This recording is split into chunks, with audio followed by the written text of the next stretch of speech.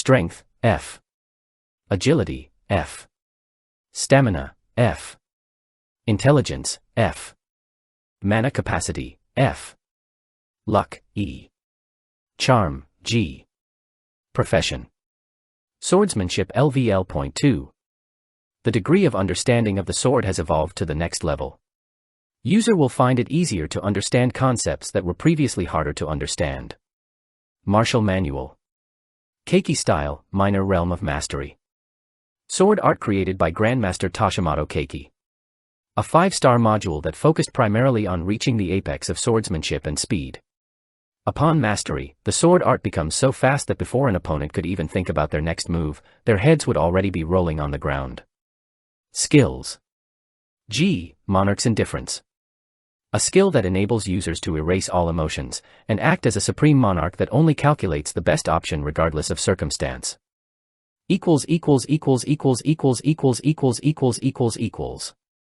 Looking at my stats, my brows involuntarily twitched due to one of the attributes' refusal to increase.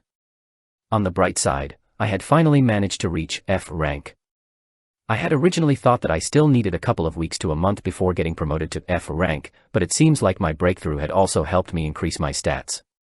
Another factor that contributed to my sudden rise in rank was probably Melissa's potions. Since they were made by her, the quality was probably on the higher end of the spectrum compared to what was sold on the market. This probably contributed to my sudden increase in rank. I could now proudly say that I was at least within the top 150 if not top 100 in our year. Though I was still not in the top ranks, I was slowly catching up to the others. It didn't matter how long it took, all I needed to know was that I was slowly achieving it. One day, I would slowly but surely become strong enough to overcome any challenges I faced. I didn't want to be helpless again like the time I was in the dungeon. Looking back at my status window, I couldn't help but notice that my swordsmanship had leveled up to 2. As my understanding of the sword increased, so did my profession. The higher the profession level, the higher the understanding you had of the profession. Moreover, the more your profession level increased, the easier it was to understand previously daunting problems. It was like my comprehension had been increased. With my newfound knowledge, I was instantly able to find the flaws of my current fighting style. Despite how good the Keiki style was, I was currently too weak to wield it. Looking back at my previous fights, I remembered always finding myself in a pickle after not being able to finish my opponent on my first hit. I only knew how to attack but not defend. Once I attacked, I wasted too much time trying to regain my stance. Because I was still a newbie with the Keiki style, I wasted too much time transitioning from one stance to the other. This in turn allowed the enemy to regain their bearing, completely removing the element of surprise. Moreover, from my experience, I found that in between the time that I was switching stance I was basically helpless. I needed something that created synergy with the Keiki style. Something that bought me time so that I could regain my stance. My first thought was obviously getting another skill, but considering how expensive and rare they were I could only discard such thought. My next thought was whether I should buy an artifact. If I bought an artifact that created a shield around me after every attack, it could easily solve my problem, but in the end, similarly to skills, I couldn't afford it. Despite the fact that I had 6 million U with me, it was not nearly enough to purchase an artifact that met my precise requirement. In the end, I was left with one option. Learn another sword art. This was probably the easiest method and most appropriate method. There was more than one reason as to why this was the most appropriate choice, but the biggest of them all was that I was in urgent need of a sword art that I could use in the absence of the Keiki style. For obvious reasons, if news were to spread that I was in possession of a 5-star manual, I could kiss my daily life goodbye as I would be hounded by greedy bastards left and right. It was fine if they were just targeting me, but since I had parents, my every action had to also consider them in the picture. I was no longer alone. Thinking thus far, I knew that I had to mask my real sword art, and what better way to hide that fact than by practicing another one. This way, I could hide my strength from everyone's sight even better. The fewer the loopholes, the better. Plus, if I chose a defense-orientated sword art and if I could use it alongside the Keiki style, my strength would see another boost. It was simply a win-win. Now all I had to do was find the appropriate sword art. A couple of ones came into my head, but they were either too hard to get or were too expensive. The Academy also provided them, but you had to have a certain amount of merits in order to use them. I currently had 0. After a long time of me trying to rack my brain over this issue, I decided to leave it for later. It'll eventually hit me. There was no point in trying to think of the solution to a problem in my current circumstances. I was already exhausted from breaking through. There was no point in thinking when my brain capacity was currently at its limit. It'll eventually hit me. Laying down on my bed, I picked up the mysterious red book that I had gotten from the package my mom had sent me. Things have been quiet on Kevin's side. Nothing particularly exciting happened apart from the slight conflict he had with Gilbert at the end of the lesson. I was too immersed in my own enlightenment to witness the conflict. But what essentially happened was that Kevin and Gilbert had a verbal dispute with each other at the end of the lecture. It was a tit for tat. It didn't escalate to a full-blown fight, but it certainly increased the enmity between the two. Especially Gilbert, who already hated Kevin with a passion. Looking through the book and seeing that there was nothing particularly exciting, I closed the book in my hands and prepared to sleep. Regarding the book, one more thing I found out about it was that it couldn't be stored inside of a dimensional space. This was a bummer because it meant that I would essentially have to carry it with me everywhere from now on. Though I didn't use the book much, if the situation called for it, I was always ready to make use of its future alternating properties. But as of now I only used the book to see how Kevin and the story were progressing. There just wasn't a need for me to use it as of now. I mean, although there were some hiccups here and there, the plotline was proceeding as it should be, and because Kevin still didn't have any major conflicts, I didn't really feel the need to use it. Ding. Dong. Just as I was about to close my eyes and sleep, the sound of my doorbell ringing could be heard. Who could it be?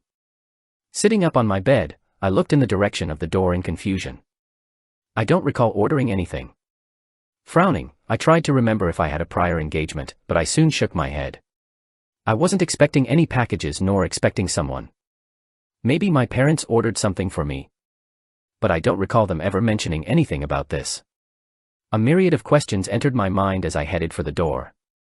In the end, because I was too tired, I thought nothing of it and opened the door. I wasn't popular enough to have someone actively looking for me. How can I help? Halfway through my sentence, I froze. Standing in front of me stood a stunningly beautiful young girl with glossy black hair that gently fell down all the way to her waist. Her black crystal clear eyes looked directly at me, and though she wasn't as tall as me, we could see each other at eye level. After a moment of pause, she said, "May I come in?" No words came from my mouth. I was so shocked at the moment that I just stood there dumbly. I was totally caught off guard. Tilting her head to the side, and seeing the state I was in, the young girl, without waiting for me to respond, entered my room. It was evident that such a situation was within her expectations. Clank. Snapping me out of my daze was the sound of the door closing as the young girl entered my room. Turning around, a complicated look appeared on my face. Why would Amanda suddenly show up in my room? Was what I wanted to say, however, I knew exactly why she was here. The author's POV. Chapter 53, Eve Before the Trip, 3. The air around the room was tense. It felt suffocating. Almost as if I was stuck inside of a cramped room with no room to breathe. The reason for such atmosphere? Quietly sitting on my chair, a stunningly beautiful young girl with glossy black hair and porcelain white skin devoid of any imperfections, was curiously looking around my room. Amanda Stern. Someone who I had never thought of interacting with privately. Seeing her sit on my seat as if it was the most natural thing to do, my eyebrows twitched. Just what did I do to deserve this? No, I knew why. I just wanted to deny reality. Sighing, I spoke up to try to break the awkward atmosphere. Would you like green tea or water? Hearing my voice, Amanda's eyes paused on my face for a couple of seconds, and after a short pause she said, "Green tea." All right. Heading to where my teapot was stashed, I took it out and poured steaming hot water into the pot. After a couple of seconds, I took a bag filled with tea leaves and gently threw them into the pot. While waiting for the tea to be ready, I turned around and noticed Amanda's obsidian black eyes staring at me. Taken aback by her odd behavior, I asked, "Need something?" Hearing my voice and seeing that I had caught her red-handed, Amanda looked to the side and acted as if nothing happened as she lightly murmured, "Nothing." Smiling, I looked back at the teapot. "What do you mean nothing? You were obviously staring at me. Even a blind person could tell you were looking at me." Pinching my brows, I decided to think about this in a positive way. From the looks of things, it at least seemed that she had no hard feelings against me. Since I knew her personality well, I knew that if she were to have had a grudge against me, she would have avoided me at all costs, treating me as if I was non-existent. Seeing how she had actively come looking for me, I knew that she didn't hold what happened against me. So what did she come here for? There was definitely a reason for her visit. I sort of had a hunch on what it was, but I wasn't too sure. Most likely, she came to express her gratitude for saving her. If so, I better get this over with fast. If someone found out, the Amanda Stern, who was the talk of the academy, was having a private meeting with a boy in his own room, I wouldn't even know how I died. The fact that she was in my room meant that my life was in danger. Sigh. Just when I thought things weren't going to become more troublesome, suddenly a new troublesome situation arose. Looking at the water in the teapot that had started turning murky brown, I carefully removed the teapot from the heater and poured the tea into 2 porcelain teacups. Walking back to where Amanda was seated, I handed the steaming hot teacup to her and sat in front of her. "Thank you." Taking the teacup with both hands, Amanda gently blew on the cup and took a sip. Closing her eyes and savoring the taste of the tea, Amanda nodded slightly, said, "It's good. Thank you." Sitting in front of her, I also took a sip of the tea. It had a slightly bitter aftertaste that even after a couple of seconds lingered at the tip of my tongue. It was quite good. So, what did you want to talk about? Seeing that we couldn't just spend all the time drinking tea, I decided to get straight to the point. Placing the teacup down, Amanda's indifferent face stared at me. After a while, she finally spoke. Thank you. Frowning slightly, I said. For what? For saving me. Shaking my head, I leaned back on my chair and said. I don't ever recall helping you. Yo dash. Just as she was about to answer, I cut her off. It seems like you forgot what I had told you before. Forget what you saw. Listening to my last sentence and remembering what I had said, Amanda remained quiet for a little bit. Her brows continuously knit and relaxed, and after a while, she shook her head and apologetically said. I can't do that. Rolling my eyes, I placed my teacup down. Her response was within my expectations. Staring at her crystal black eyes that were looking back at me, I thought for a moment before saying. Sigh, all right, if you're really sorry then give me some money. Hearing my reply, Amanda sighed in relief. She was visibly relieved by my request. Okay. Taking out her phone, she quickly went to her bank account. Seeing her like this, I couldn't help but bitterly shake my head. Amanda's personality was just like this. She disliked owing anyone anything. She didn't want to feel indebted to anyone other than herself.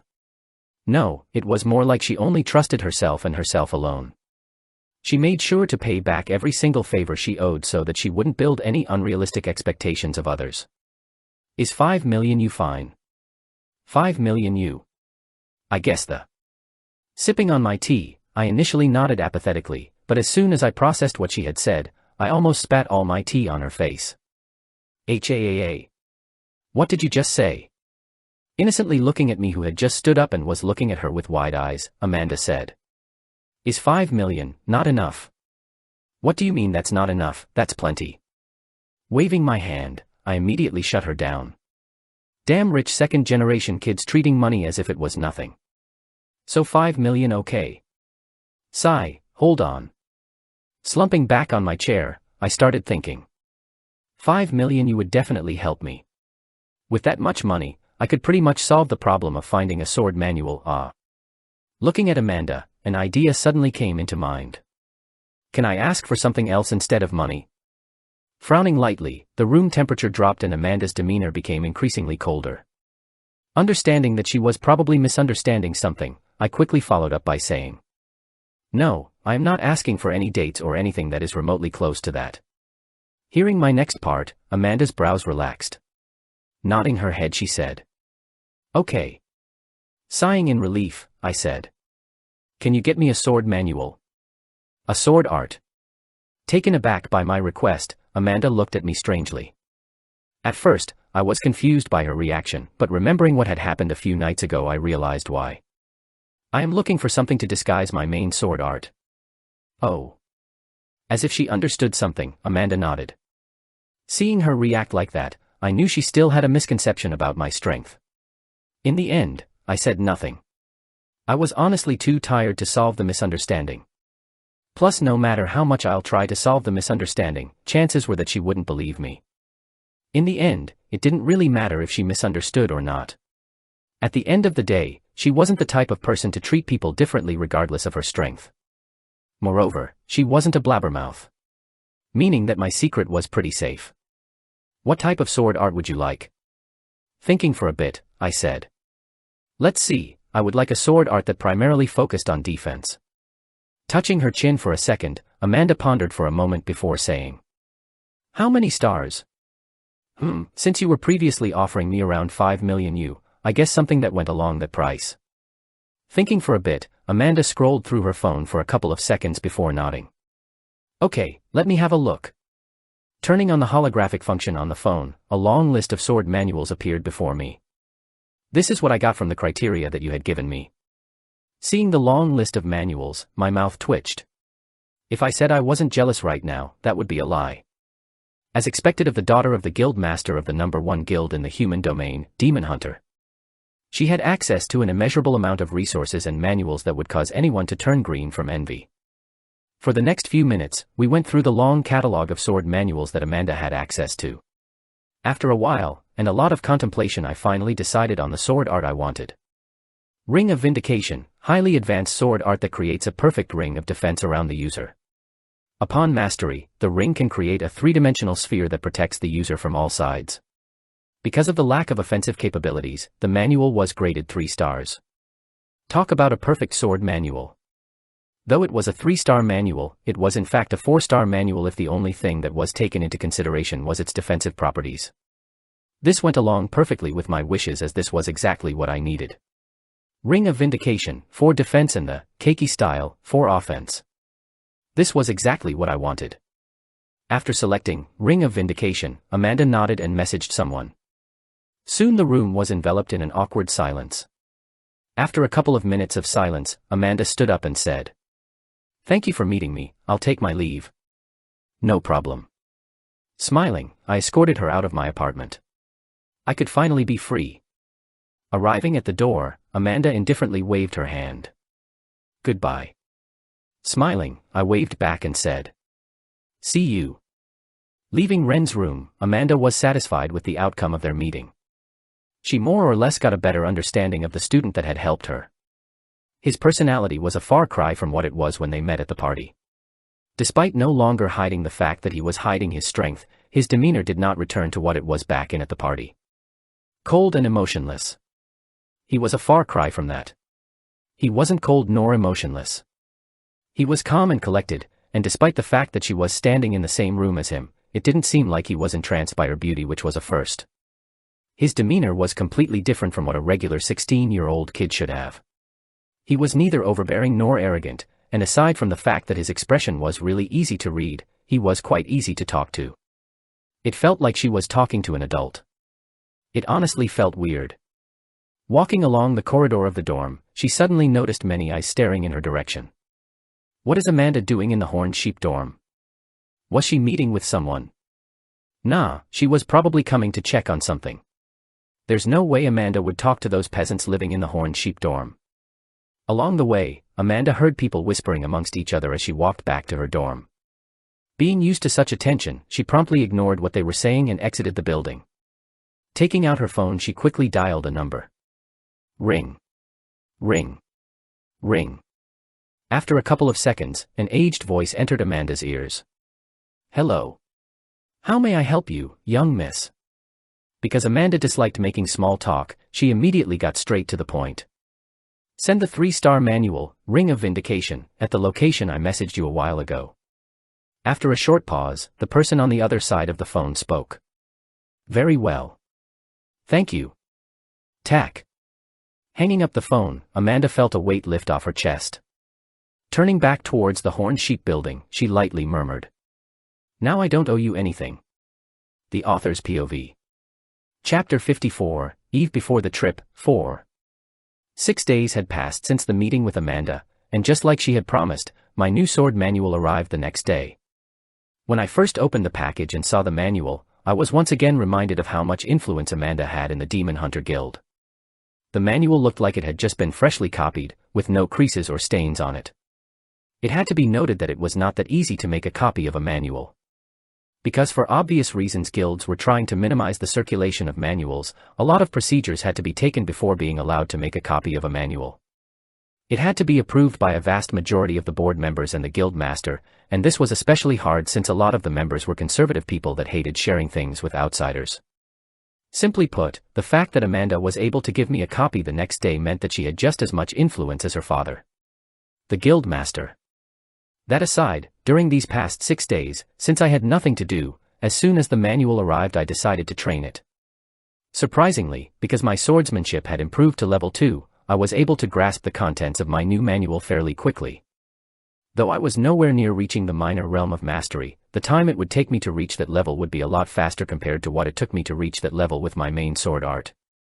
Though I said that, it would still take me quite a while before I could reach that level of mastery. Unlike the Keiki style, which had 5 stances, Ring of Vindication had 3 levels which were Ring of Aegis, Gravitational Ring, and Elemental Alternation. The first level, Ring of Aegis, created a ring in the air that acted as a shield. How strong its defense was depended on the degree of mastery of the sword art. The second level was a more advanced version of the first level, Ring of Aegis, and added a gravitational pull on the ring that redirected all the attacks towards the ring. This was extremely useful, as only one ring needed to be created to defend rather than multiple rings to deflect multiple attacks coming from different directions. This way, I didn't have to split my focus on defending different areas. Lastly, the third level, elemental alternation.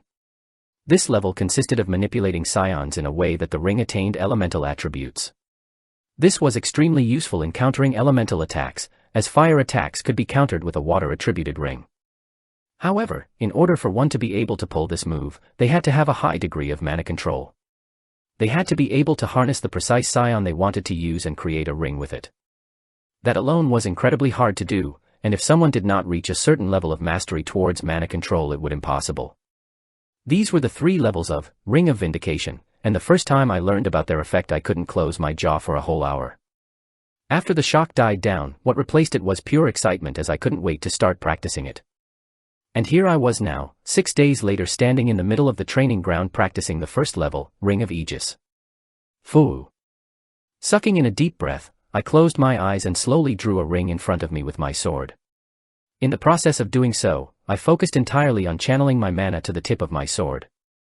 Slowly as I drew the circle in the air, if one looked closely, a dimly lit line followed the tip of my sword. After one full circulation, it formed a yellow ring in the air. However, exactly 2 seconds after I drew the circle, it broke down and scattered in the air. Opening my eyes and looking at the scattering circle, I let out a satisfied smile. 2 seconds. Though it didn't seem like much, in the first 3 days I could barely even draw a full circle. That's how much I progressed these past few days. However, I was still far cry from reaching the point where I could actively use this sword art. Although I could create a ring that lasted for 2 seconds, it could barely be used to defend. It still had no substance to it, meaning that right now it was nothing but a beautiful decoration. One thing I noticed these past few days, as I was practicing the sword art, was how flawed the grading system for manuals was. Despite the fact that Ring of Vindication had no offensive properties, if one practiced this art to the fullest, I would doubt anyone could penetrate its defenses. It may have not been a 5-star manual, but it could definitely have been a 4-star manual with its defense alone. This was especially so if one considers the fact that the greater the mastery of the sword art one had, the stronger it would become. If one day I were to reach the perfected realm of mastery, no, even the essence realm of mastery, I would without a doubt not have to worry about my defense. That said, I shouldn't get ahead of myself. I was still very far from reaching that level. Let's not delude ourselves. Click. Placing my sword back into the scabbard, I looked at my watch. It was precisely 8 p.m., and because tomorrow was the day of the trip I decided to head back and rest. If things were going to progress just like I thought they would, I needed all the rest I could get. Looking at the darkening sky, I murmured. This is going to be one hell of a trip. Parker Tower, Ashton City. Knock. Sitting at his desk looking through some papers, Michael Parker, the current head of the Parker family, heard a knock coming from the other side of the door. Come in. Putting the papers down, Michael looked in the direction of the door. Opening the door, an elegant elderly individual with a butler outfit entered the room. He had long white hair accompanied by a finely trimmed mustache that rested below his nose. Despite his age, his face barely had any wrinkles, and aside from the pigmentation of his mustache and hair, someone could have easily mistaken him for a 40-year-old man. Greetings, master. Elegantly bowing in front of Michael Parker, the butler looked at his master and waited for him to speak. Are the preparations ready? Looking at the butler before him, Michael's authoritative voice rang across the room. Yes, master, everything has been prepared. Hearing the butler's response, Michael nodded slightly. Pausing for a moment and looking at Ashton City from the window, he said, Has the Trivet squad been dispatched? Hearing the word Trivet being mentioned, the butler's demeanor faltered for a split second before recovering. Yes, everything is as you have ordered. Good. Letting out a satisfied smile, Michael slumped on his chair and lightly murmured. With the Trivet squad in charge of this case, I don't have to worry about anything. Looking at Michael Parker with a complicated look, the old butler couldn't hold it anymore and said, Sir, though it may be rude of me, are you sure you want to send the Trivet squad for this mission? As soon as those words escaped the butler's mouth, the temperature of the room dropped to freezing points. A strong oppressive force started emanating from Michael, as he looked at his butler. Richard, it seems that I had been too lenient with you. Despite having served me for over 15 years, you still doubt my decisions. Subjected to such immense pressure, Cold sweat dripped from Richard's back as he immediately lowered his head. "And no, I just thought that after raising them for so long, it would be a waste to let them go just like this." Smirking, Michael shook his head. "Naive, this is the best time for the Trivet Squad to come into play. This mission requires the assassination of several high-profile individuals whose backing is just as strong as our family, if not even more. A single failure could cause everything that my father and grandfather had built to go down the drain." Looking back at the butler, Michael coldly said, "If anyone catches wind of what we are planning, the fate of the Parker family would be on the line. A single mistake and we could very well be wiped out from the face of this planet. Only if we utilize the Trivet Squad will we be able to complete our plan without worrying about it implicating us." Squinting his eyes, the pressure around Michael intensified many folds. "Ugh. Do you understand why I am employing the Trivet Squad?" "Understood." Struggling to adjust himself to the pressure, Richard forced himself to nod. The pressure was too much for him. "Good." Letting out a satisfied smile, the pressure around the room dissipated. Feeling the massive pressure lift from him, Richard finally managed to catch his breath. After a while, a complicated look appeared on his face. There was only one reason for his sense of discomfort. The Trivet Squad. An elite squad that was secretly raised by the Parker family and created for the sole purpose of killing high-profile targets. Each member, who were raised from a very young age, had no other purpose to their life aside from serving the Parkers. They were essentially discardable elite soldiers. Once used, they would be killed. They were a one-time use squad. Regardless of whether they succeeded or not, they were fated to die after completing the mission. The reason for such a procedure was because the Parkers didn't want to leave behind any loopholes in case any of their missions failed. Even if they succeeded or failed, no other person apart from a few trusted individuals could know what they had done. The fewer people that knew, the better. "You may go." After seeing that his butler had somewhat understood his intentions, Michael waved his hand and dismissed him. "As you wish." Standing up, the butler bowed once again before leaving and closing the door on the way out. Soon, Michael was left alone in his office. Looking at the papers in his hands, Michael's eyes paused on a few profiles. Kevin Voss. Emma Rochefield. Amanda Stern. Jean Horton. Han Yufei. Melissa Hall. Those were just a few of the names of the people he was planning to have assassinated during the Academy start-of-year trip. He was planning on killing them all. He planned to kill all of the individuals who were either too talented or were direct competitors of the Parker family. 20 years. That's how long he had been training the Trivet Squad. It was all for this moment. He wanted to deal a fatal blow to all of his competitors. One that would cause them to lose what was most precious to them. He wanted them to despair. He wanted them to suffer a pain that was worse than death. Just like what he had been through all those years ago. Reaching for the corner of his desk, Michael flipped over an old wooden picture frame. Staring at the photo behind the picture frame, Michael's indifferent face slightly softened as he lightly caressed the glass on the frame. After a couple of seconds, his fingers started trembling and his voice shook. "Soon, my dear, I'll see you soon." Tack. Closing his eyes and taking a deep breath, Michael flipped the picture frame down. It took a couple of seconds before he was able to revert back to his previous indifferent demeanor. Standing up, Michael walked to the edge of his office, where thick reinforced glass replaced the walls, allowing him to overlook the whole of Ashton City. Interlocking his hands behind his back, he coldly murmured, "Hallberg will be the first step to my revenge." The Author's POV. Chapter 55, Hallberg, 1. "All right, everyone please enter the bus." Wearing a loosely fit white t-shirt that was neatly tucked in her jeans, Donna did a quick roll call. As she was doing the roll call, her every movement attracted the attention of every boy present. Her violet eyes shone slightly, causing everyone to fall into a daze. I too was entranced by her. After making sure that everyone in Class A-25 was present, Donna, taking no notice of the boys' flushed faces, boarded a huge white bus and urged us to follow along. Right after her figure disappeared inside of the bus, the boys snapped out of their daze and regained their senses. Seeing the confused look on everyone's faces, I couldn't help but lightly shake my head. This scene was too familiar. This was not the first time it happened, and it probably wasn't going to be the last time it happened. Donna, whenever she was in a bad mood, tended to unconsciously release some of her powers, causing all the boys in class to suddenly feel extremely infatuated with her. Sometimes it would get so bad that some of the guys would directly faint. Only the likes of Kevin and Jean were somewhat able to remain unaffected by her sudden seductive outburst.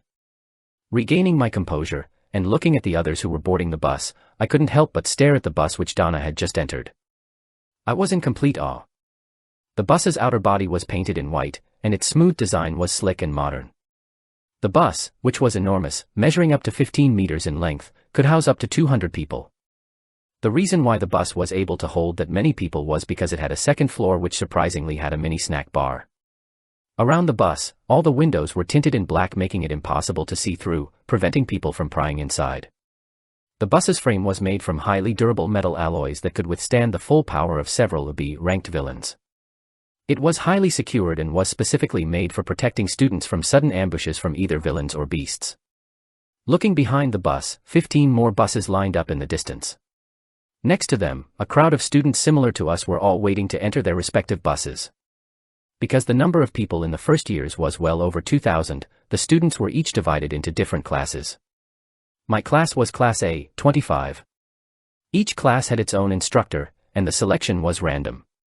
That was if we exclude Jean, Emma, Amanda, Kevin, and Melissa, who each could select which class they could be in. The privilege of the talented. Entering the bus, I looked left and right, and after spotting my group I made my way towards them. Along the way, I couldn't help but marvel at the interior of the bus. The seatings, which reminded me of first-class seats on planes, were made of fine leather. The seats were separated into 2 rows with 2 seats on each side. In front of each seat, there was a nice oak table that had several snacks on top. Arriving where my group was, a complicated look appeared on my face. According to what Donna had briefed us beforehand, we had to sit with our group during the whole bus ride, which would take approximately 5 hours. This was so that we could get to know each other better.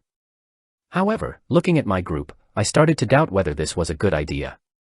On my right side, Evan and Cassandra were sitting together munching down some chips. Behind them, Melissa was quietly sitting on her seat with her eyes closed. Her whole aura screamed, "Don't disturb me." On the right side, Donald was sitting next to the window. He was currently busy staring at the scenery outside the window and thus seemed to have not realized that I had just arrived. Looking around, apart from the seats next to Melissa and Donald, everywhere else was full. As my eyes alternated between Melissa and Donald for a couple of seconds, I decided to sit next to Donald. Though I disliked the guy, I at least didn't risk the possibility of dying. What are you doing, you bastard? Just as I was about to sit next to Donald, he turned around and glared at me. Here I am sitting. Pausing for a moment, I looked at Donald for a bit before ignoring him and seating on the seat. As soon as I sat on the seat, a moan almost escaped from my mouth. It felt as if I was inside of a cloud made of cotton. My back instantly sank into the chair, and the leather coating around the chair, which preserved some of the cold from the previous night, instantly cooled my body. Too comfortable. Just as I was enjoying my experience, I heard a loud voice on the right side of my ear. Turning my head to the side, I was met with the sight of Donald shouting at me. "You rude bastard! Who gave you permission to sit next to me?" Frowning, I was about to retort to him, but after thinking for a bit I refrained myself from doing so and decided to ignore him. I wasn't going to gain anything from arguing with him. "Are you even listening to me, you rude bastard? How dare the likes of you IGN?" At first, I was able to ignore him without any problems. However, after a couple of minutes of continuous verbal abuse, I couldn't take it anymore and snapped. "Who you calling a bastard, you bastard? My name is Ren. Ren Dover, not rude bastard. Flipping the middle finger at his face, I raised my voice. "Leave me alone, damn it. I am trying to enjoy this seat, so stop shouting like a parrot and let me have my peace. You son of a..." Opening his eyes wide, Donald was just about to retort back, but before he could do that he heard a cold voice coming from the left side of the bus. "Stop." Opening her eyes, Melissa took her glasses off and glared at both me and Donald. "Cease your immature display at once." Pointing behind her, where the other students were seated, she said, "Are you planning on killing me from embarrassment? Was this something you had planned beforehand in order to kill me? If so, you succeeded. I would rather drown myself in a bowl of water than being subjected to any more of this." Looking at where Melissa pointed, I soon noticed almost everyone on the bus staring in our direction. Sorry everyone." Awkwardly coughing a couple of times, I apologized to everyone. It seems like Donald and I were a bit too loud. Without needing to be told by Melissa, we sat on our seats and stopped talking. Closing my eyes, I decided to take a quick nap. Turning on my MP3, I immediately plugged in my earphones and played a random song. Seeing both me and Donald sitting quietly like obedient children, Melissa's brows finally relaxed. Soon after, she closed her eyelids and prepared to sleep. However, right after she closed her eyes, she said, "You better be quiet while I'm sleeping, because..." "Okay. If you as much as speak another word, I'll make sure you drink my newly created potion that can send you straight to heaven." Looking at each other, both me and Donald felt a cold chill. We immediately shut up and decided to never utter a single word throughout the whole bus ride. If she said she would do it, she would do it. Vroom. Soon the bus engine roared loudly and slowly the bus picked up its speed. Staring at the constantly changing scenery from outside the window, I took a deep breath and prepared myself for the upcoming trip. After the first cataclysm, the world map completely changed. The whole world became one mass of land and the map that we previously were accustomed to completely changed. Then, the second cataclysm happened and humanity lost 6/8 of their land. Countries that somehow managed to survive the first cataclysm ceased to exist, and what replaced them was a new centralized government called the central government. Despite the fact that countries no longer existed, people couldn't forget their roots. Hallberg. A city founded in 2015, by then S-ranked hero Ludwig Hallberg, a German citizen prior to the first cataclysm. The intent behind the creation of Hallberg was to recreate Germany. Ludwig Hallberg firmly believed that one should never forget one's roots, and thus from then on, Hallberg was considered the new Germany. Many people of German descent migrated to Hallberg and settled there in hopes of developing the city further. The culture, the language, the people, everything was exactly how it was back in Germany prior to the first cataclysm. Following the example set by Hallberg, many countries did the same and established cities that were based on their country of origin. The central government did not stop them, nor did it try to stop them. They had too many problems to take care of to care about such insignificant matters. "Alright guys, we will be arriving in Hallberg in about 10 minutes, so get prepared." Waking me up was Donna's crisp and pleasant voice which traveled through the bus speaker. Wham. Yawning loudly, I stretched my body. Looking around, I could see Donald and the rest waking up. Behind them, several students were already awake, playing on their phones or talking to each other. Rubbing my eyes a couple of times, I rested my head on the headrest of the seat. To be honest, though I was comfortable throughout the whole trip, I would have preferred if we traveled through dimensional gates.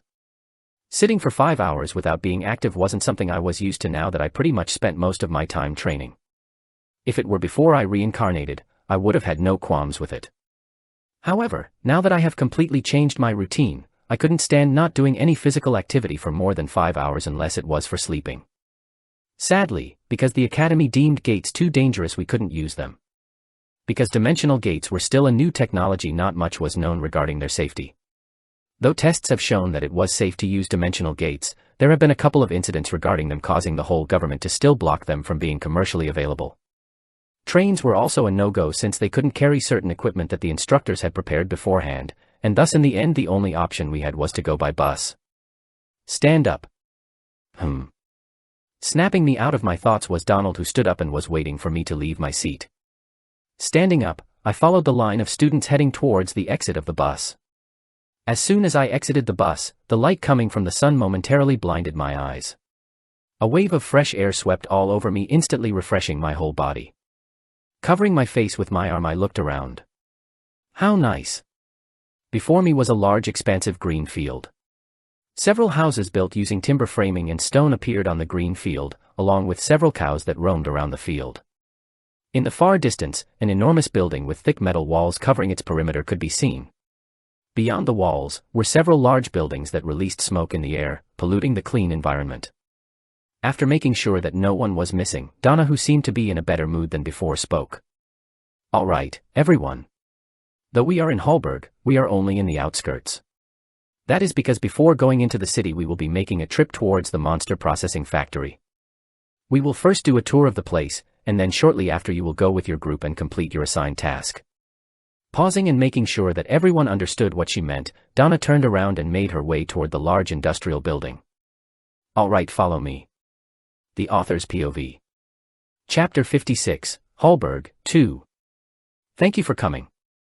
At the reception of the monster processing plant, Greeting us was a blonde young girl with deep blue eyes. Her hair was tied in a bun, and she wore a gray suit that fitted around her body nicely. "Thank you for having us." Shaking her hand, Donna greeted the young lady with a smile. After sharing a couple of pleasantries with Donna, the young lady turned around and urged everyone to follow her. "Please follow me." Heeding her words, we formed a long single line and followed her. Fortunately, because the other classes went to different facilities, it was not too crowded.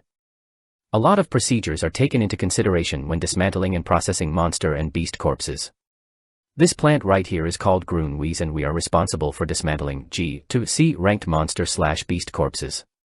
As most of you know, the stronger the monster or beast, the harder it is to process. This is simply because their skins and bones become that much harder to remove and cut. Not only is their skin tougher, but they also tended to have poisonous properties that could instantly kill everyone present in the room. Therefore, we currently only have a license to process monsters and beasts between G and C rank. For higher-ranked beasts and monsters, a special facility with top-notch equipment would be required. Along the way, the young lady started describing the features of the plant and what they did. She did briefly talk about the history of the plant, but all that information went from one ear to the other. I honestly did not care about the history of this place. Stopping right before the door that led to the main processing plant, the young lady turned around and said, "Before we enter, I would like for all of you to get changed into adequate clothing." Following that, she signaled for a couple of individuals to enter. Arriving before us students were 5 individuals, all wearing white lab coats, glasses, and masks. As they came, they pushed a trolley hanger that was filled with lab coats. Walking next to the hanger, the young lady looked at us and said, "As I briefly mentioned before, in here we handle highly toxic and poisonous materials. For your safety and the general public safety, we need you all to be wearing lab coats. If we don't take this precaution, we could potentially endanger people or even habitats, as some of the stuff here can be extremely lethal." As she continued rambling on how important it was to wear adequate safety equipment, I looked around the place. Though we were not yet at the main processing facility, surrounding us were a lot of monster dolls that had been stuffed with preserving materials, allowing them to keep their original appearance. Because they were so well preserved, it looked like the real thing was here, making it that much more intriguing to look at. They had a wide display of monsters and beast dolls, and they each had a tag at the bottom briefly describing what type of monster they were. It was sort of like a mini museum. "Alright, now get changed and come back here within 10 minutes. Finished with what she wanted to say, the young lady signaled for the 5 guys to distribute the coat. Lining up and taking the suit, I immediately went to the changing room to get dressed. After completely changing and wearing my mask and glasses, I headed back to the meeting place. Along the way, I noticed a lot of students looking around at the monster dolls around the place. I too was curious, and thus decided to look at the one closest to the meeting place. Pausing in front of a beast that resembled an inconspicuous-looking crow, I looked at its description.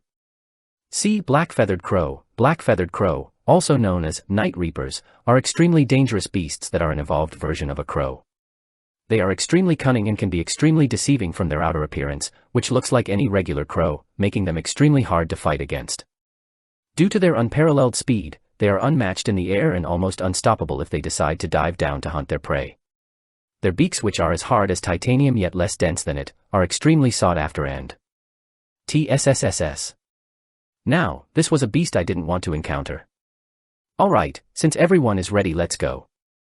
Exactly 10 minutes after the young lady dismissed us, wearing a lab coat and glasses, she appeared before everyone and led us to the main door that led to the processing facility. Clank. Opening the large metal door that led to the processing plant, I instantly felt a pungent smell invade my nostrils. My glasses clogged up, and the hot and humid environment made me want to leave the place immediately. Next to me, several people showed similar reactions to me as they all frowned and made weird faces. Clank. Clank. Clank. Taking a look at the facility, the first thing I saw was robotic arms that roamed around the facility freely. They were either cutting down monster and beast carcasses that were laying down on large metallic tables or were carrying them to different places. Operating the machines were several individuals, all wearing lab coats and glasses. They each alternated using the machines, and if one looked carefully, they could see a glow emanating from their body indicating that they were using mana to use the machinery. This was a familiar scene everywhere, as not so far from them, several individuals were operating similar machines on a different monster or beast. As you can see, this is how we process monsters. Smiling at everyone, the young lady led us to one of the areas in which a monster was being processed. Stopping, she looked at everyone and pointed towards one of the processing tables. This beast right here is a steel-plated rhino, and just like its name may suggest, it has a very tough outer layer. Looking in the direction where the young lady was pointing at, a large beast that was 5 meters in length lifelessly laid down on a large metallic table. The beast's body was humongous and looked to be extremely muscular judging from the size of its legs. It had a huge horn on the top of its nose, and despite it being closely related to a rhino, the steel-plated rhino looked much more fearsome. They were incomparable. Around the body of the steel-plated rhino, metallic arms that shot thin laser beams continuously worked on dismantling the outer layer of the beast. Takin noticed the students' interest in the lasers. The young lady quickly explained to them. What we are using is a highly powerful laser that shoots a single beam of 12 petawatts of energy that lasts 5 seconds per shot. Thanks to how advanced technology has become, we are now able to use laser technology to directly cut extremely tough and durable materials such as monster parts and even diamonds. Because of how tough the outer layer of a steel-plated rhino is, we can only resort to using lasers to remove its skin. Pointing at the laser machine, she continued. The cylinder that is used to shoot the laser is made of titanium-doped sapphire that can perfectly withstand the power coming from the laser. If not for the fact that anything beyond it would be class. Whilst she was speaking, I made sure to note down everything she said. This information was extremely useful for my tasks.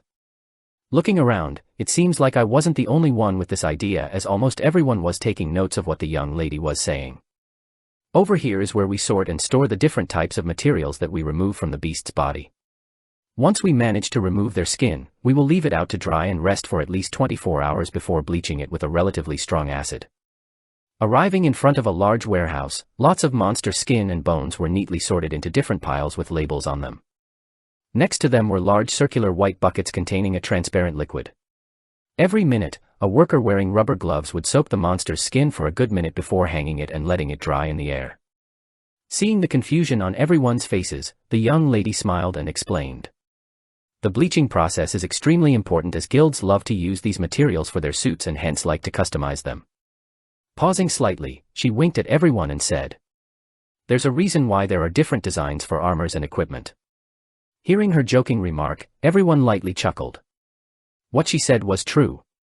People love to wear specially designed suits when entering dungeons. Part of it was due to having an extra layer of protection, but the main reason was its design. It was sort of like wearing clothes. When I roamed Ashton City in my free time, I noticed many shops with different suit designs. Most notably, I remember seeing a suit in full pink which pretty much screamed, "I am here."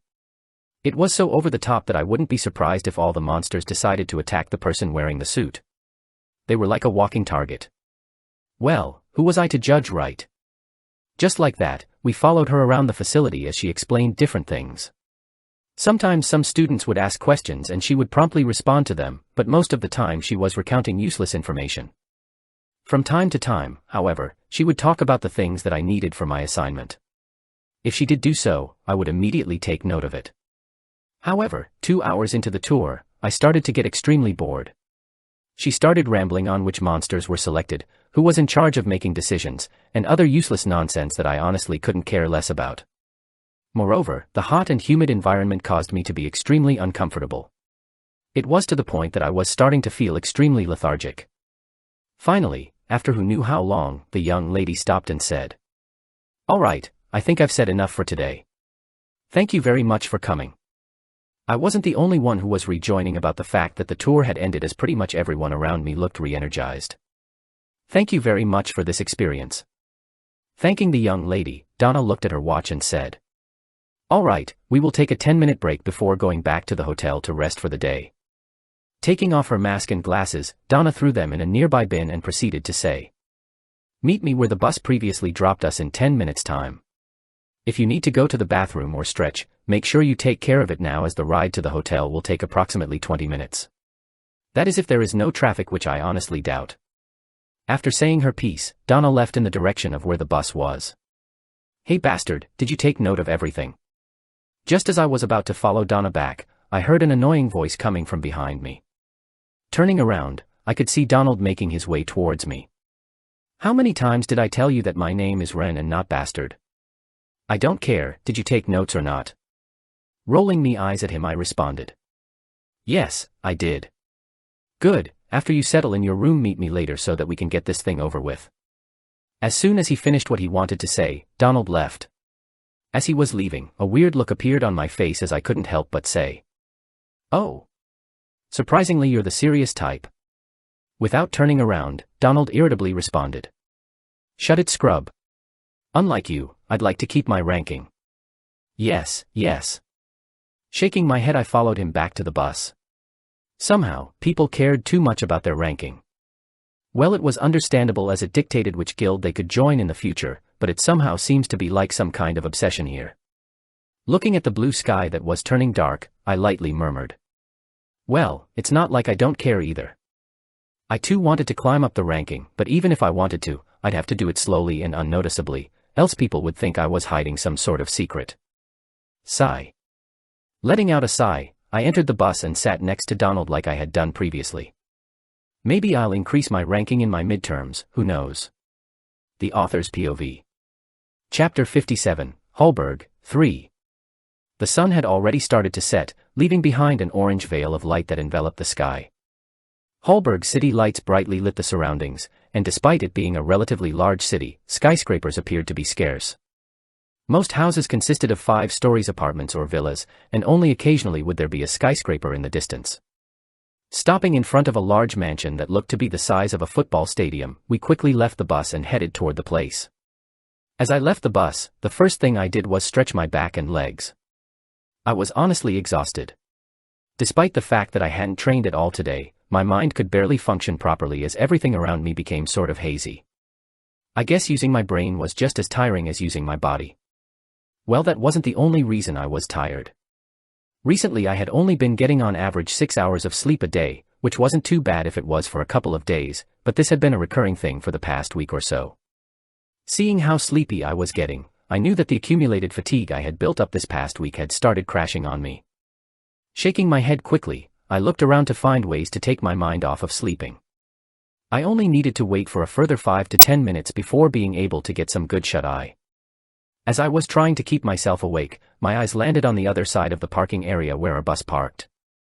Not so far from us, there were already 5 similar-looking buses parked near the mansion, indicating that some of the other classes had already arrived. Seeing that we weren't the last ones here, I felt my mind clear a bit. It seems like we finished at just the right time. Since there were more groups coming, it meant that I had more time to rest. This was good as I really needed to take a power nap. Alright, let's get going. After talking to the driver of the bus for a bit, Donna waved goodbye to him and led us to the mansion. Entering the mansion, a nice fragrance invaded my nostrils, causing me to uncontrollably salivate. Looking around, it seemed like I was not the only one who felt that way, as most people were staring in the direction of where the nice aroma was coming from. Turning around, Donna, who seemed to have read what was on the mind of most people, started speaking. "Alright everyone, I know you guys are hungry, but things need to be done in order."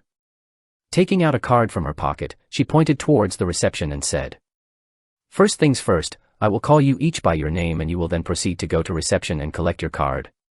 After that, you will come back here and wait for the others to finish before heading to your own designated room." Seeing everyone's deflated looks, Donna lightly smiled and raised her brow. "Don't be so down, don't tell me you guys are planning on eating when you had just sweated for a whole day." Checking her watch quickly, she added, "At 8 on the dot, as you guys can already tell by the smell, there will be a buffet where everyone can eat and drink as much as they want, so hurry up and get changed." Holding my stomach that had started rumbling ever since I had caught a whiff of the nice fragrance, I quickly collected my room key and made my way towards my room. Along the way, I couldn't help but admire the luxurious place. The insides of the building were decorated with exquisite paintings and statues. Covering the floor was a nice red carpet that felt extremely soft to the touch. Next to the windows were red curtains that had a lighter pigmentation compared to the carpet, giving it a sharp and pleasing contrast. At the hem of the curtains, there were finely decorated golden patterns that depicted flying dragons. The best part of the mansion was the outside, as I could see a massive garden where its splendor was further emphasized by the lanterns outside that shone down on it. Next to the garden, I could see a tennis court and a football field that were both enclosed by green fences. Shaking my head, I couldn't help but wonder how much this place had cost. Considering how well it was decorated and how big this place was, I'd say it cost well over 100 million U. Click. After navigating the long corridors, I arrived at my apartment and opened the door. Prior to coming to the room, when I was collecting my keys, I had been made aware by the receptionist that I would be given a regular room that consisted of one living room, one bathroom, and one bedroom. Yeah, she said regular. Though the decorations weren't as luxurious as the ones outside, it was still within the scope of luxurious, as paintings and other expensive decorations were placed in the room. Because I placed most of my stuff inside of my bracelet, I didn't need to drop off anything. Therefore, I decided to take a quick shower to remove all of the sweat that had accumulated on my body. Pumph. After taking a quick shower, I slumped on the large bed in my room and closed my eyes. I needed to sort my thoughts, which had been a mess since the start of the trip. 5 days. That's how long I had before the big event was going to happen. Looking at the white ceiling where a gold-plated chandelier brightly lit the room, I covered my eyes with my arm and murmured, should I interfere or not? A big massacre was going to happen in 5 days' time, as about 1/4 of all first years would be murdered. The tragedy of Hallberg was what this event was called. Closing my eyes, and taking a deep breath, I was deeply conflicted. Despite the fact that I knew that I shouldn't interfere, a small part of me wanted to change the outcome of what was to happen. One of the reasons why I never liked to interact with people wasn't just because I was an introvert. No, it's because, by the middle stages of the novels, chances were that all the friends I had made would end up dying.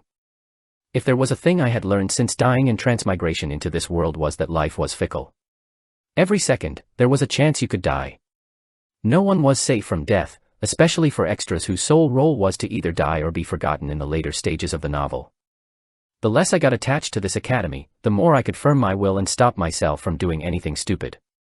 But still, the fact that I could prevent the death of a lot of students weighed heavily on me. Those lost lives are on me. Looking at my hands, I slightly clenched them into fists. Images of my hands becoming dyed in blood replayed in my mind as my eyes shook slightly. They too had dreams and aspirations to have a family and become heroes that protect humanity. Heroes, huh? Repeating that word in my mind, I scoffed. How laughable. Despite the fact that society labeled individuals that wielded power as heroes, they were nothing of the sort. In this world, hero was merely a label that the government had stuck on individuals that wielded power to give hope to society. A symbol was what they were called. They were beings meant to be idolized and worshipped, as they were responsible for protecting humanity from the likes of demons and villains. Sadly, reality proved to be different, as in this corrupt world most heroes were a bunch of hypocrites that were no better than villains. They valued human life as nothing more than a fleeting thing that could be crushed by their own will and power. Take a look at Michael Parker. An esteemed S-ranked hero and 47th on the hero ranking. He who was deemed to be a hero was now planning on massacring a bunch of 16-year-olds. In the end, who were the real villains? Don't get me wrong, there were some great heroes out there that actually cared about saving the world, but those were in the minority, as most heroes tended to somehow crave more power as soon as they got a taste of fame and money. In the end, only people like Kevin, who had a hero complex and loved helping people out, could be properly defined by the word hero. Me. Shaking my head, I couldn't help but laugh. Despite the fact that I knew very soon most people around me will die, I wasn't doing anything to prevent that. If I were a hero, I would have immediately helped everyone and saved as many lives as possible. Sadly, I wasn't that type of person. I wasn't selfless enough to help anyone I could see at the expense of myself. Though, the fact that my decision would lead to a lot of deaths has weighed down on me heavily this past week. Sometimes I would wake up in the middle of the night soaked in sweat. In my dreams, the corpses of the countless students who I could have saved continuously appeared, blaming me for their death. Since coming here, I knew this would have happened. I had braced myself for this. I had braced myself for the mental conflicts that my mind would continuously have the longer I stayed in this world. Many deaths will be on me, and I acknowledged this. Selfish. That's how I would describe myself. I only cared for what was within my reach and not for what was a little bit further away.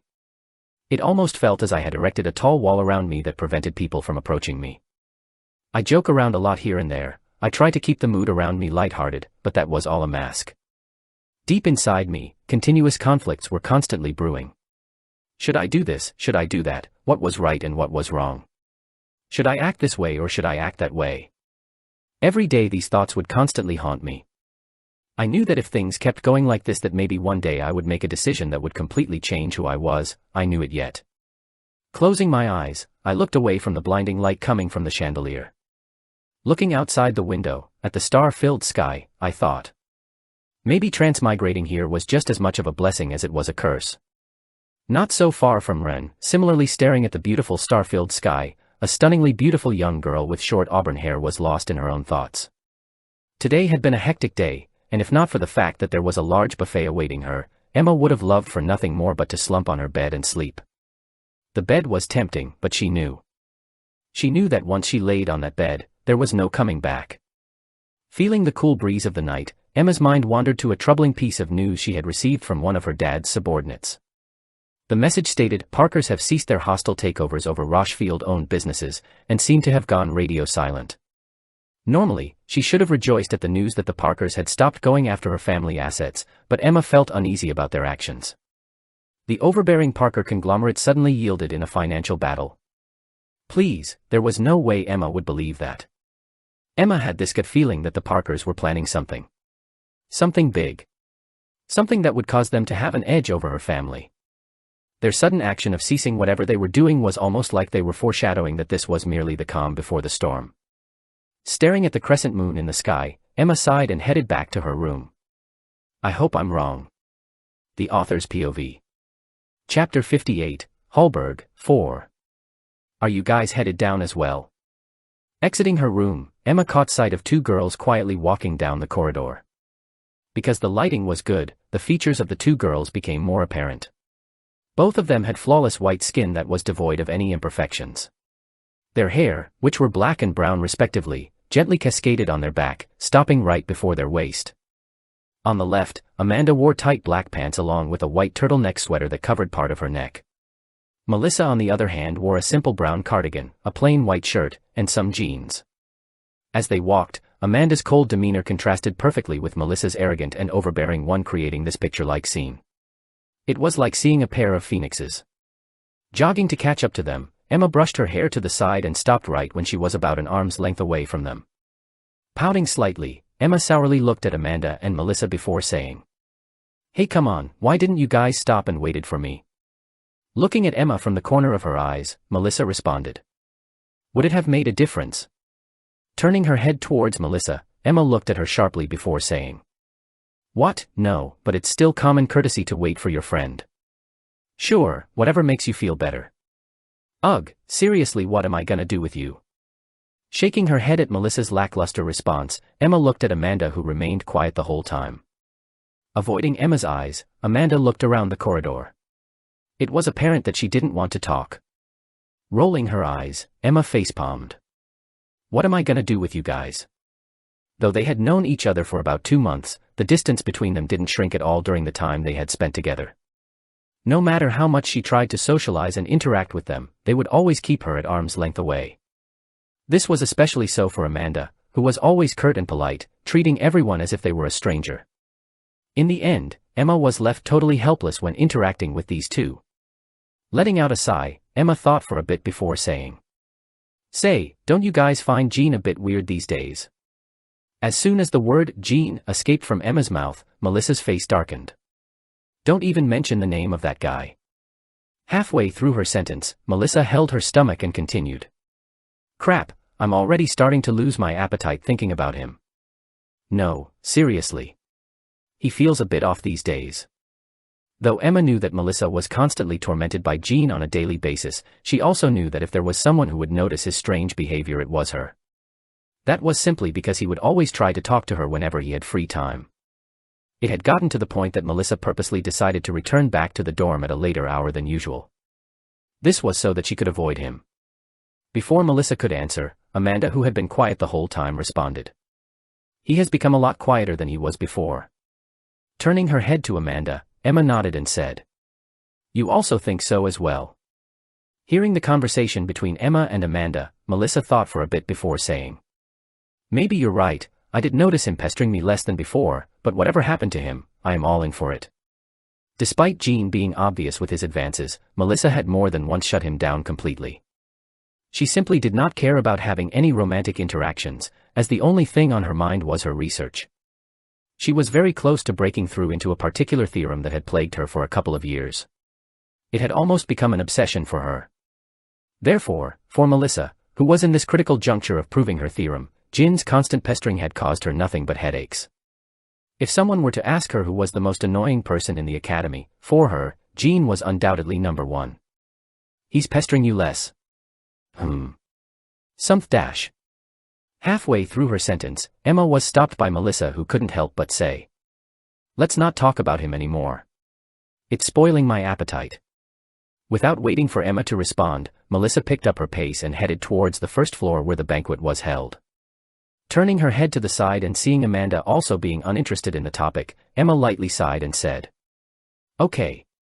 After calming down a bit, I decided to head downstairs where the banquet was held. In the end, hunger got the best of me.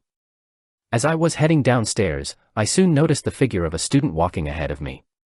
Squinting my eyes to get a better look at who it was, I was surprised by my discovery. Rank 5 Han Yufei. Also known as Frank Han, and the leader of Class A-23. From the back, I could see his short black hair that was permed in a way that looked like he had a mop on his head. His body was on the relatively skinnier side, and he wore round glasses. Though he didn't look particularly strong, his presence alone screamed danger to me. It felt as if I was staring at a crouching tiger waiting to lunge at me at any moment. I guess he wasn't ranked 5th for no reason. Apart from knowing that he was ranked 5th, I actually didn't know that much else about him. I didn't develop his character much, but from what I remember, he was an easygoing guy with no ulterior motives. Most surprisingly was the fact that he didn't care about other people's ranking, as most of the people he hung out with were lower ranked than him. Some even by a margin that was as large as mine. He was of Chinese descent, and his martial arts were on another level. He was probably the only person in the academy that did not use any weapons when fighting. He only fought with his body. He was what was known as a full-body martial artist, someone who fought with every part of his body.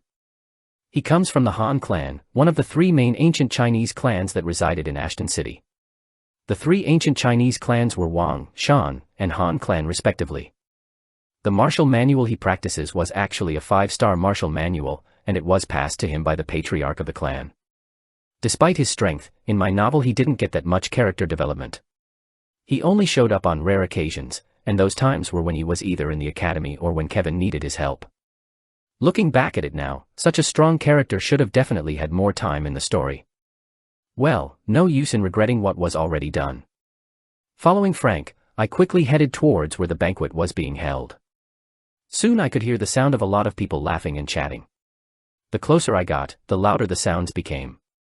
Turning left, I soon found myself inside an enormous hall.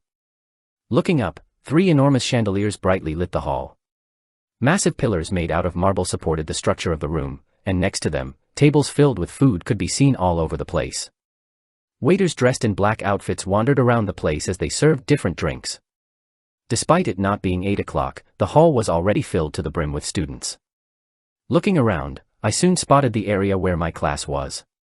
Making my way there, I took a drink from the waiter and slowly savored it. Ah damn it, I forgot that alcohol doesn't affect me anymore. After tasting the drink and realizing that it had no effect on me, I slightly cursed and downed the whole thing in one go. What was the point of alcohol if you couldn't get drunk from it?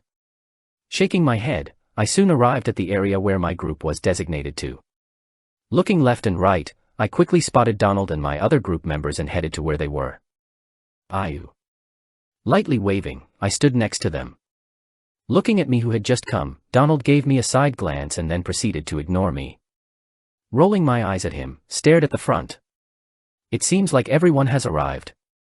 5 minutes after my arrival, Donna showed up. Immediately, all of the boys' attention was drawn towards her.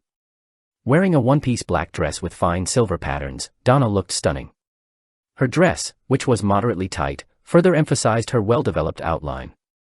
Moreover, her violet necklace that perfectly matched the color of her eyes made Donna look ever more mesmerizing. Next to me, I could hear the hurried breathing of some of the male students as they looked at her with heart in their eyes. Closing my eyes, I calmed my heart down. Usually, I would have been like any of the other male students here, but today, I had too much on my mind. I just couldn't bring myself to admire her beauty. Not bothered by everyone's stares, Donna's violet eyes paused on everyone. Looking around and seeing that everyone was here, she continued. There are 2 reasons as to why I've gathered all of you here. One is to obviously eat some food and satiate our hunger and regain some of the energy that we have burnt during our visit.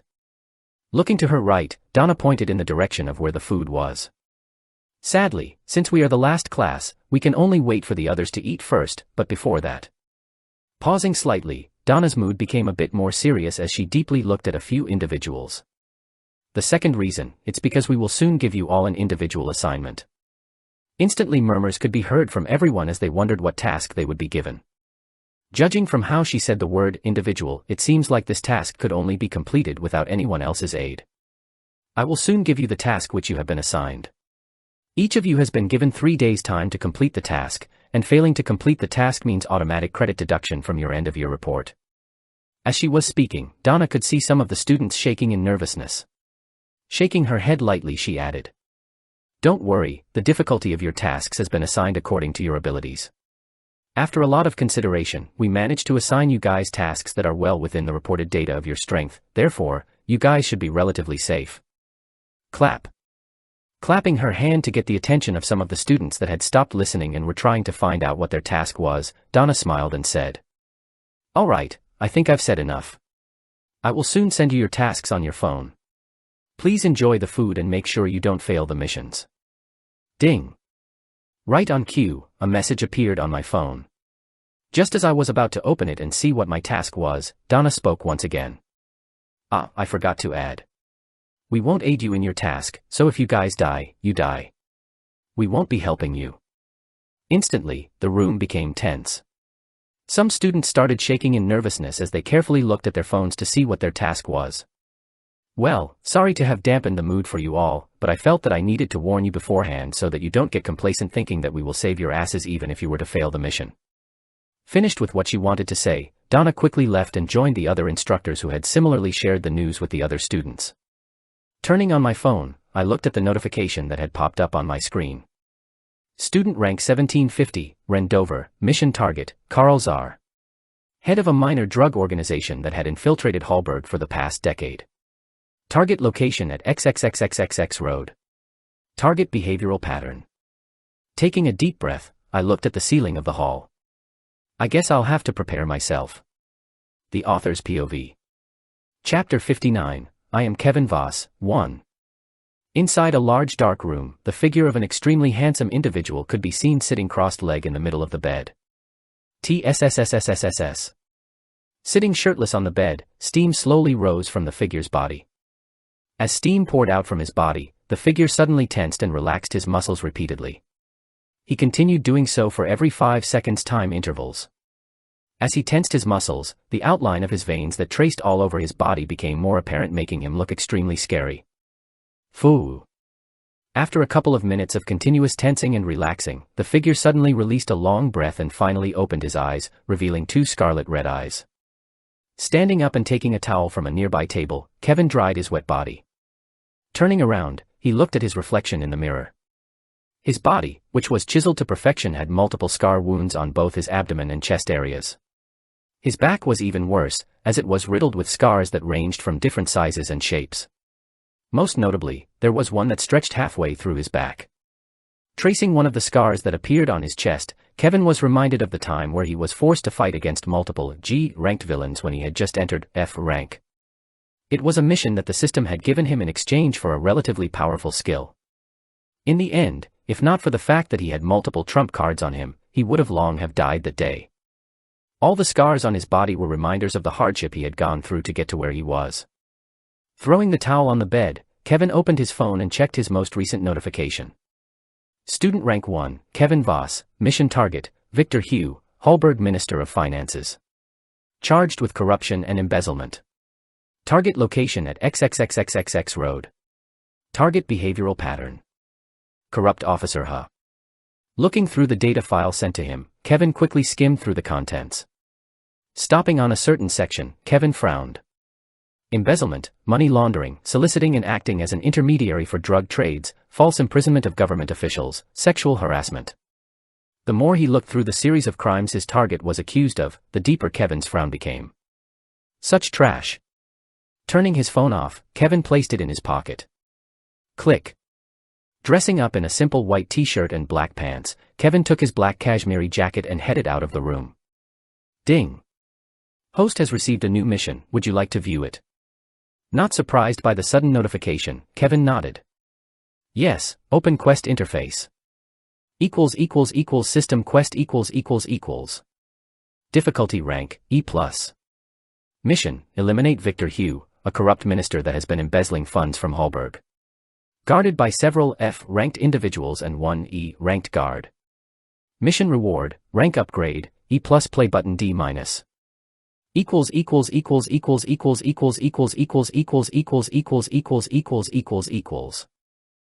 at the quest window that popped in front of him, Kevin frowned as soon as he saw the difficulty of the mission. However, that frown soon relaxed.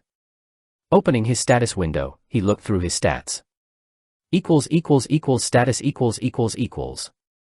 Name, Kevin Voss. Rank, E+. Strength, D. Agility, E+. Stamina, E.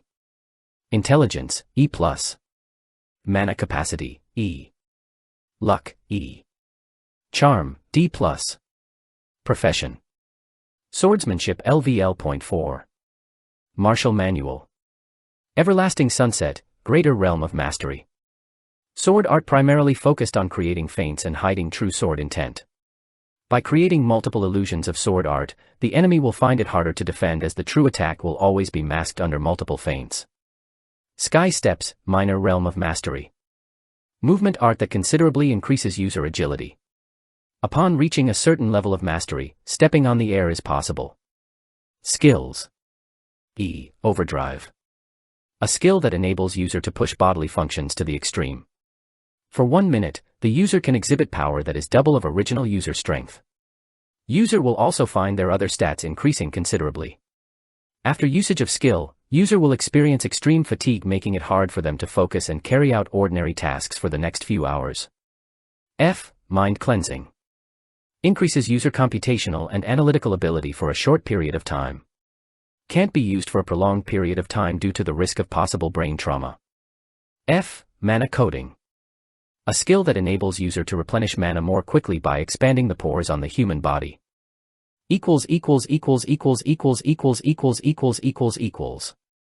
Finally, after more than 4 months of being stuck at E+ rank, he finally had a chance to increase his rank. If not for the fact that he had enrolled in the lock, Kevin estimated that he would have already have reached D- rank.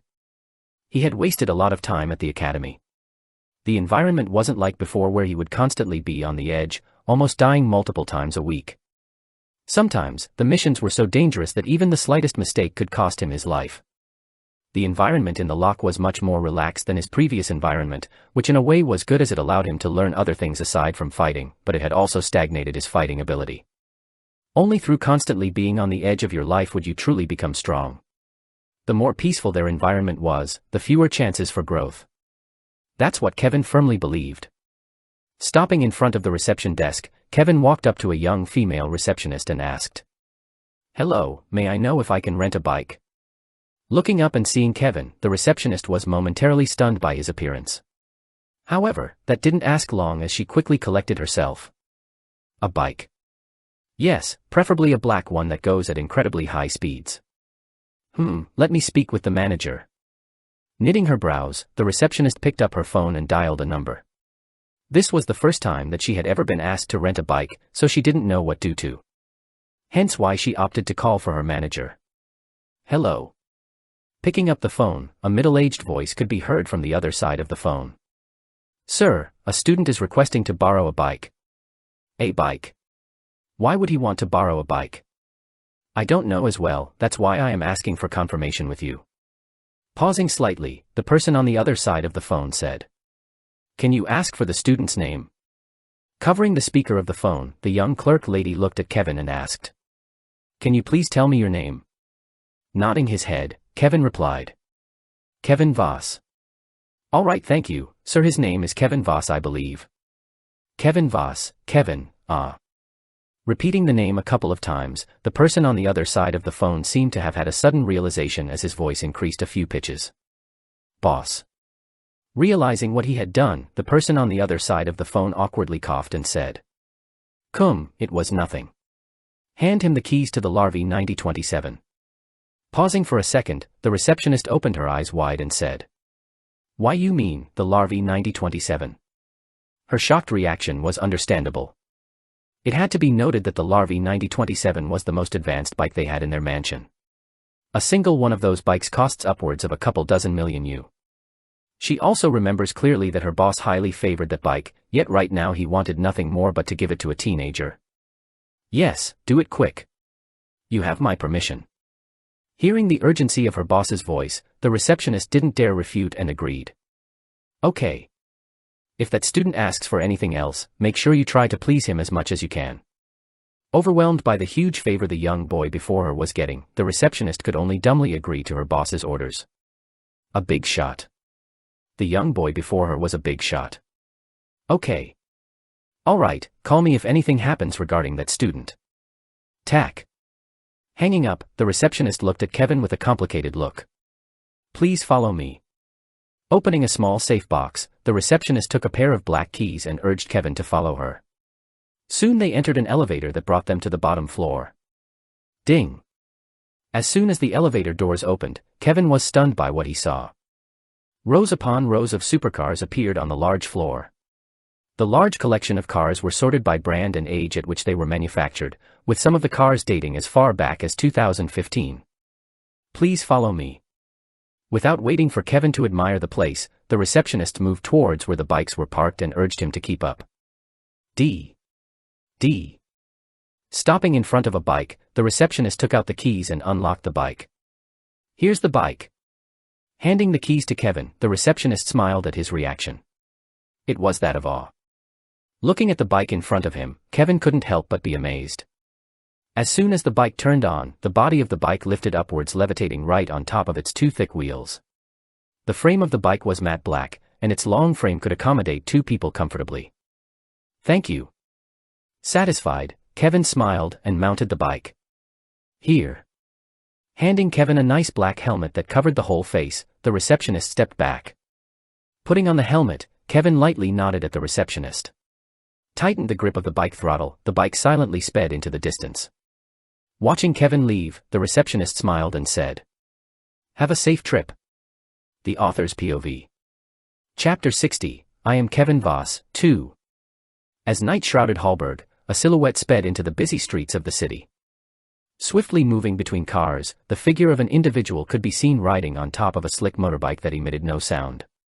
If not for the two lights coming from the front of the bike, someone could have easily overlooked the bike that was swiftly moving in between the streets.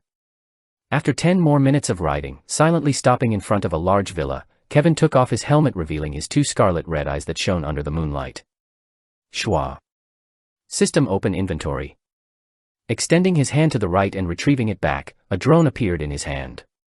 Turning on the drone, Kevin turned on the cloaking function as well as the noise dampening function installed on the drone. Bzzz. Throwing the drone in the air, it silently disappeared and melted into the darkness of the night, completely blending with everything around it. Staring at where the drone used to be, Kevin blankly looked at the villa before him. This wasn't the first time Kevin assassinated someone. Multiple times the system had given him similar missions where he would have to kill highly ranked individuals. Therefore, as soon as he got assigned his mission, he already had all the necessary things needed to carry out the mission. Turning on his phone, Kevin spectated the drone's view of the mansion. Frowning slightly, Kevin turned on the holographic function of his phone. Soon a three-dimensional perspective of the villa became visible. Pinching his fingers, he carefully scrutinized the layout of the area. The villa was relatively large, and it consisted of one main building surrounded by large cement walls. Around the villa, there was a large garden, filled with all sorts of flowers and plants, and next to it was a large maze. In the middle of the maze, there was a nice wooden pavilion surrounded by red and pink roses. Controlling the drone, Kevin moved it around the perimeter of the gate where several men dressed in black could be seen patrolling the area. Counting all of the people he could spot patrolling the mansion, Kevin turned on the thermal imaging camera to make sure he didn't miss anyone due to the darkness of the night. 15, 16, 17. As he counted, he couldn't help but frown. This many people just outside. Something told Kevin that something wasn't right. Click. Thinking for a bit, Kevin decided to deploy his mini scouting devices. Pressing on a button on his screen, several small devices dropped from the drone, landing softly on the garden's grass. Swiping left, Kevin switched the view from the drone's point of view to the mini scouting device's view. As he navigated the mini scouting devices with his phone, Kevin kept the drone in the air to monitor the surroundings, just in case something happened. Quietly entering the villa, carefully controlling one of the small scouting devices, Kevin quietly looked through each room. After a couple of minutes of continuous scouting, Kevin stopped at what seemed to be his target's study room. Infiltrating the room through the small gap of the door, Kevin was able to see the inside of the room. In the middle of the room stood a large wooden desk with 2 white leather sofas positioned right in front of it. Behind the desk, there was a large window that overlooked the whole garden. A large carpet that seemed to have been made from real animal skin covered the whole floor, and around the room, multiple different paintings were displayed for people to see. Just as Kevin was about to check through the files on his target's desk, the scouting device picked up a few tremors coming from the ground. Frowning slightly, Kevin quickly hid the device from human view and turned on the cloaking function. Creak. Have all the preparations been made? Entering the room, a fat middle-aged man dressed in a red robe that had fine golden patterns looked behind him as he spoke. Accompanying him were several black-clothed individuals who were all warily looking in the same direction the fat middle-aged man was looking. Kevin, who was watching from the scouting device, instantly identified the fat middle-aged man. Victor Hugh, his assassination target. Matching the description of his target with the image displayed on his screen, Kevin confirmed that he was in fact Victor. A few seconds after Victor entered the room, a towering man whose muscles were the size of a head entered the room. As he entered the room, his presence and demeanor completely overwhelmed everyone that was in the room. Only Victor remained relatively unfazed by the man's aura. PAMF. Slumping on his chair, Victor gestured for the towering man to sit on one of the sofas opposite to him. Sitting down, the tall man spoke. Mr. Oliver has already entered the premise and is currently in talks with Secretary Chun with regards to securing a new supply route. Within an hour we should be able to finalize a deal with them. Hearing the name Oliver being mentioned, Victor's face became dark. Oliver. The guy that monopolized most trading routes in Hallberg. Nodding his head, the tall man confirmed. Yes. Frowning slightly, Victor tapped his finger on the table and asked. Has the security around here been tightened? Nodding his head, the tall man said. Yes, we have hired a couple of extra guards. Though only 2 are decent, ranking at F rank. Holding his almost non-existent chin with one of his fingers, Victor remained silent for a bit before saying what had been bugging his mind for the past 2 days. Say, were there any unusual activities coming from the students that came from the lock?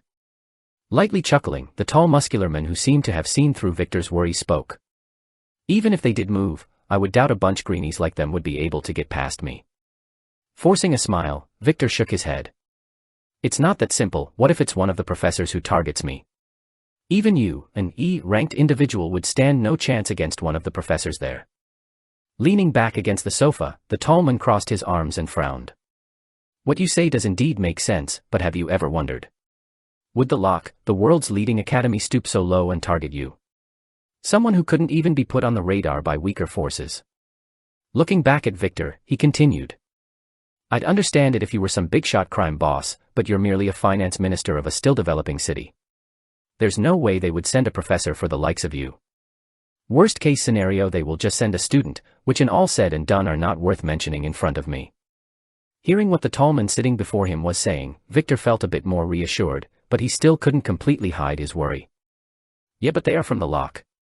Smirking, a black glow started emanating from the tall man's body.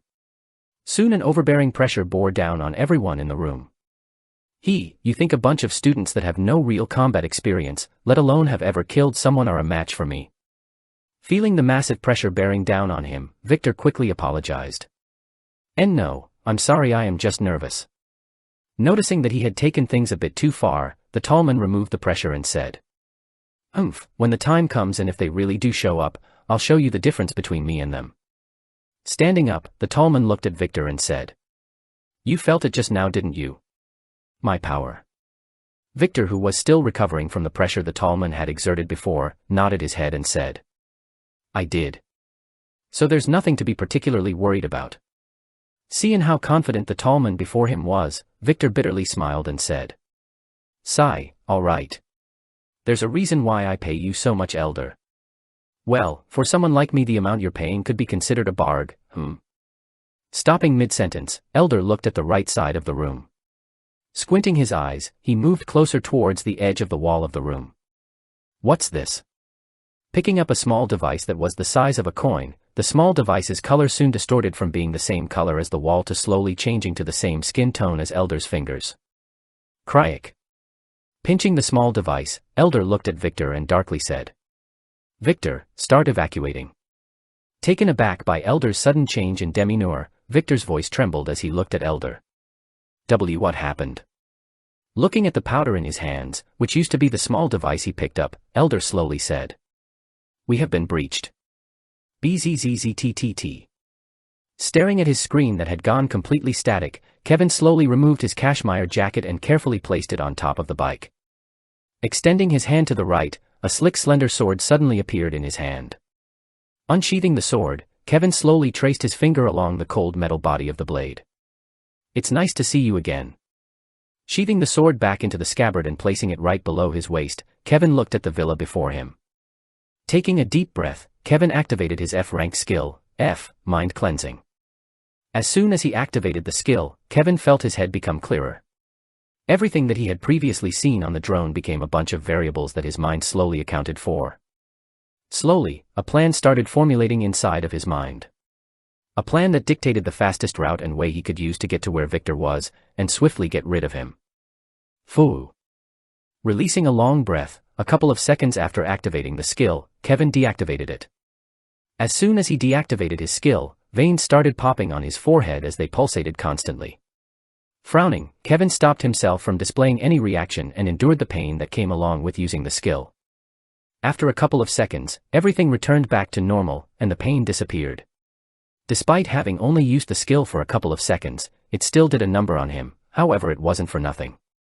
Now, he knew what the fastest and safest way to kill Victor was. Closing his eyes, slowly, his figure melted into the darkness. Let the hunt begin.